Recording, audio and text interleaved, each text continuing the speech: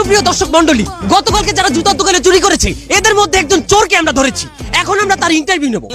এই যে ভাই, আপনি চুরির মতো একটা নিকৃষ্ট কাজ করেছেন, আপনি তো একটা চোর। খালি চোরই দেখলেন, চোরের দুঃখটা আপনারা দেখলেন না। আপনার আবার কিসের দুঃখ? আপনি বোঝেন না কত বড় রিস্ক নিছি আমি। চুরি করা পাপ, আল্লাহ শাস্তি দেবে এটা জানি নাও। রিস্ক নিয়ে দুইজনা জুতা চুরি হচ্ছি। হ্যাঁ, তারপর বাড়ি এনে দেই ছোট হয় জুতা। আমার সাথে এগুলো হবে কেন? আমি কি অপরাধ করছি?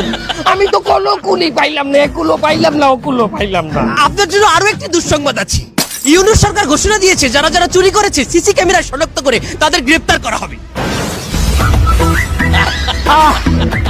ইনুস সাহেবরে ভালো মনে হরতালাম, মাসুদ ভালো হয়ে গেলে তো আমার ইনুস সাহেব ভালো হইলে না। আমি একটা চোর, দুই জোড়া জুতা চুরি করছি, আমারে ধরবে সিসি ক্যামেরা দিয়া। হ্যাঁ, আমার পিছনে ইনুস সাহেবের এত সময় বলে ব্যস্ত হবে না। কি হবে না? ইনুস সাহেবরে দিয়া হবে না, এ জাতি নির্বাচন চায়।